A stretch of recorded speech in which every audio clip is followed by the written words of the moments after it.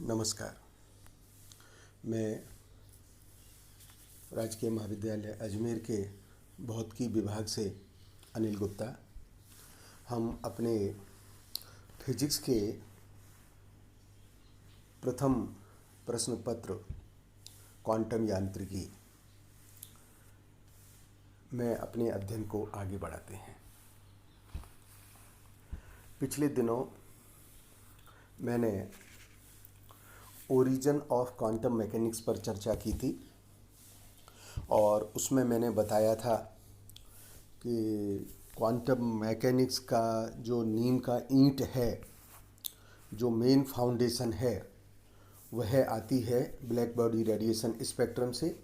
और जब हम ब्लैक बॉडी रेडिएशन स्पेक्ट्रम में मैक्स प्लैंक का कंसेप्ट पढ़ते हैं, लास्ट ईयर सेकेंड ईयर के फिजिक्स के फर्स्ट पेपर में थर्मोडायनेमिक्स में आपने रेडिएशन की अनेक बातें सीखी हुई है और उसमें से हम अपने विषय को आगे बढ़ाते हैं। हम ब्लैक बॉडी रेडिएशन स्पेक्ट्रम का अध्ययन करते हैं। ब्लैक बॉडी रेडिएशन को हार्मोनिक ऑसिलेटर की तरह ट्रीट करते हुए उनका एनर्जी स्पेक्ट्रम प्राप्त किया जाता है। उनका जो एनर्जी स्पेक्ट्रम मिलता है वह इंटेंसिटी और वेवलेंथ के लिए डिफरेंट टेम्परेचर पर प्लॉट किया जाता है। जब हम डिफरेंट टेम्परेचर पर इसे प्लॉट करते हैं तो जिस प्रकार का ग्राफ मिलता है वह हमने दर्शाया है। अब इस ग्राफ के कुछ विशेष गुणधर्म हैं और उन गुणधर्मों को हमें इस ग्राफ से समझना चाहिए। जैसे जैसे हम टेम्परेचर बढ़ा रहे हैं, वस्तु द्वारा उत्सर्जित प्रत्येक तरंग दैर्घ्य की तीव्रता के मान में भी वृद्धि हो रही है। अगर कोई तापक्रम स्थिर रखा हुआ है तो एनर्जी डिस्ट्रीब्यूशन सेम नहीं है। बहुत बड़ी इम्पोर्टेंट प्रॉपर्टी यह है कि यदि कोई स्थिर ताप कर दिया जाए और विकिरण की तीव्रता का मान तरंगदैर्घ्य के बढ़ाने पर बढ़ता है और किसी एक विशेष तरंगदैर्घ्य, जिस विशेष तरंगदैर्घ्य को मैं लैम्डा एम कह सकता हूँ, उस मान पर अधिकतम हो जाता है और अधिकतम मान प्राप्त होने के बाद पुनः तरंगदैर्घ्य बढ़ाने पर तीव्रता घटने लगती है, जैसा कि इन ग्राफ से स्पष्ट है। एक खास बात और, जैसे जैसे हम टेम्परेचर बढ़ाते हैं लैम्डा एम की वैल्यूज ग्राफ में बाईं ओर शिफ्ट होती है, अर्थात लैम्डा एम का मान टेम्परेचर बढ़ाने पर कम होने लगता है और मैंने इस बात को ग्राफ में डॉटेड लाइन से दिखाया है। ग्राफ का नीचे का जो पार्ट है, जो भी सराउंडिंग एरिया है, यह पार्ट उस टेम्परेचर पर कुल एमिसिव एनर्जी, उत्सर्जन ऊर्जा के मान को व्यक्त करता है। यह ब्लैक बॉडी रेडिएशन स्पेक्ट्रम जो हमें मिला है उसके कुछ 5-6 प्रमुख गुणधर्म मैंने अभी आपको बताए हैं। इन गुणधर्म का अध्ययन वैज्ञानिक रेले जीन्स के द्वारा किया गया और रेले जीन्स ने इन विकिरणों का अध्ययन किया। उन्होंने इनको हार्मोनिक ऑसिलेटर की तरह माना। उन्होंने इस विवेचना के लिए ऊर्जा के समविभाजन सिद्धांत का प्रयोग किया, principle of equal partition of energy का प्रयोग किया और 2 लित्र की उसके हिसाब से जो कुल ऊर्जा है उसका मान kT होता है, उसका प्रयोग किया और प्रयोग करके एनर्जी डेंसिटी का एक्सप्रेशन निकाला है। पिछले व्याख्यान में मैंने स्पष्ट कर दिया था कि एनर्जी समविभाजन, ऊर्जा का समविभाजन सिद्धांत क्लासिकल फिजिक्स पर आधारित है और इस प्रकार से साइंटिस्ट रेले और जीन्स ने जो एनर्जी डेंसिटी निकाली है, एनर्जी डेंसिटी मतलब एनर्जी पर यूनिट वॉल्यूम, और उस एक्सप्रेशन का जो फाइनल मान आता है nu is equals to 8π²/c³ kT। अब आप देखिएगा इस एक्सप्रेशन में 2 प्रकार की टर्म है। पहली टर्म है 8π²/c³। तो 8π²/c³ total number of oscillator per unit volume from frequency nu to nu plus d nu, है ना। 2 लित्र की एकांक आयतन में संख्या को व्यक्त करते हैं और केटी का जो मान है वह ऊर्जा के समविभाजन सिद्धांत से लिखा गया है।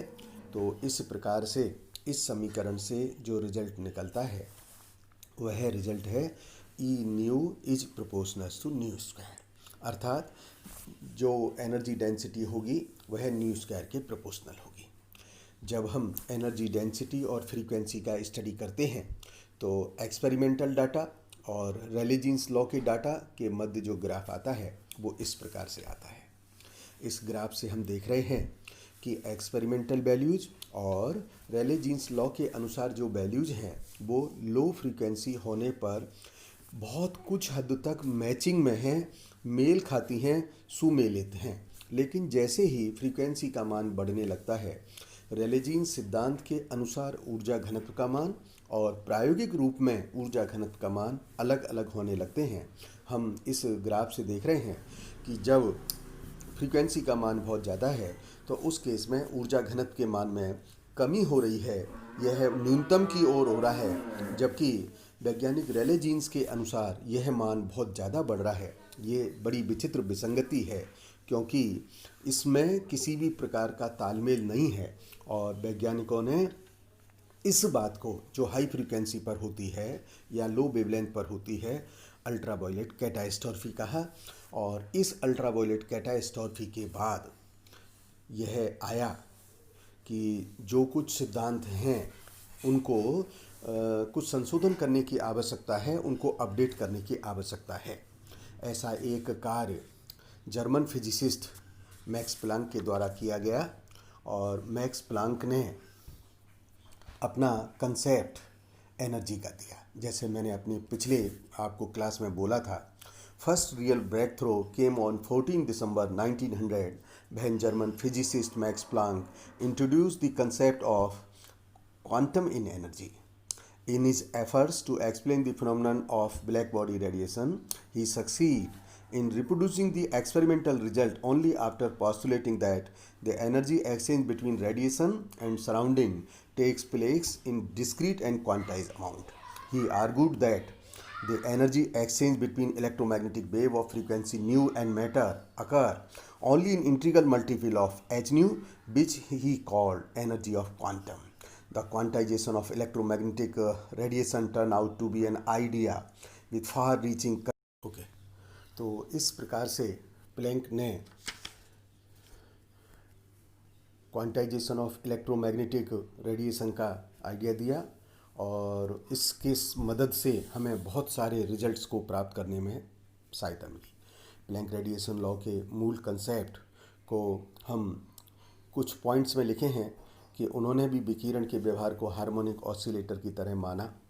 दोलित्र की ऊर्जा उत्सर्जन व अवशोषण सतत रूप से नहीं होती है बल्कि यह डिस्क्रीट होती है और इसका जो मान है E=Nhν होता है।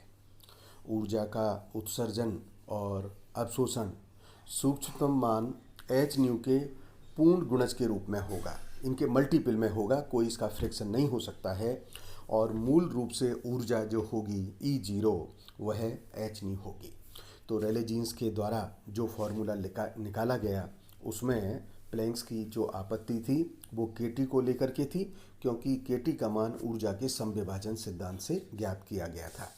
उन्होंने इसके स्थान पर मैक्सवेल डिस्ट्रीब्यूशन लॉ का प्रयोग किया और मैक्सवेल वेलोसिटी डिस्ट्रीब्यूशन लॉ के अनुसार किसी स्टेट में number of oscillator =summation a e⁻⁻nhν/kT।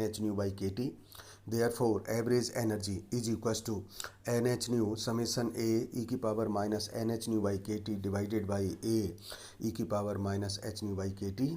hν/kT को हमने x मान लिया तो एक्सप्रेशन हो गई है kTx summation n e⁻⁻nx divided by summation e⁻⁻nx। ज़रा ध्यान से देखिए, e⁻⁻nx जब हम इसमें n के डिफरेंट वैल्यूज़ देंगे तो ये सीरीज इस प्रकार की प्राप्त होती है। इनफाइनाइट सीरीज है, इनफाइनाइट सीरीज का हम सम ज्ञात कर सकते हैं और इनफाइनाइट सीरीज का जो सम ज्ञात होता है वो आपको ध्यान होगा वो होता है a/1 - r। तो इस प्रकार से समेशन e⁻⁻nx = 1/1 - e⁻⁻nx और फिर हमने इसको डिफ्रेंशिएट किया है लेफ़्ट हैंड साइड को राइट हैंड साइड को, और इन दोनों मानों को प्राप्त करके हमने इस समीकरण में सब्स्टिट्यूट कर दिया। K T X as it is आ गया, न्यूमरेटर का मान रखा गया, डिनोमिनेटर का मान रखा गया और इसे हल किया गया।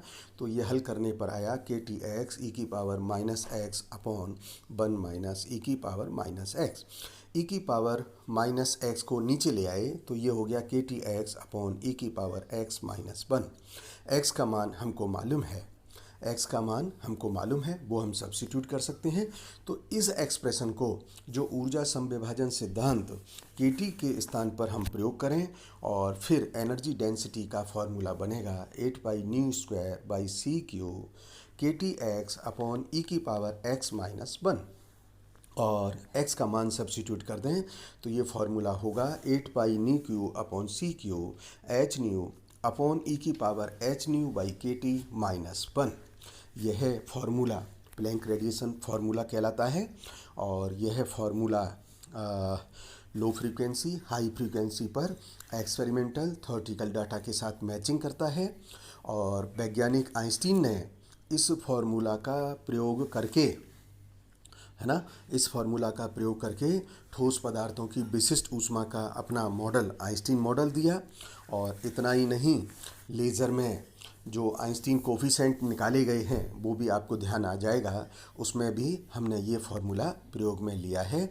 यह फार्मूला जो प्लैंक रेडिएशन लॉ है वास्तव में क्वांटम मैकेनिक्स के जन्म का आधार है। इसके आधार पर ही फिर आगे काम चला है। विशेष सभी वैज्ञानिकों ने इसी का फिर आगे प्रयोग किया है। धन्यवाद।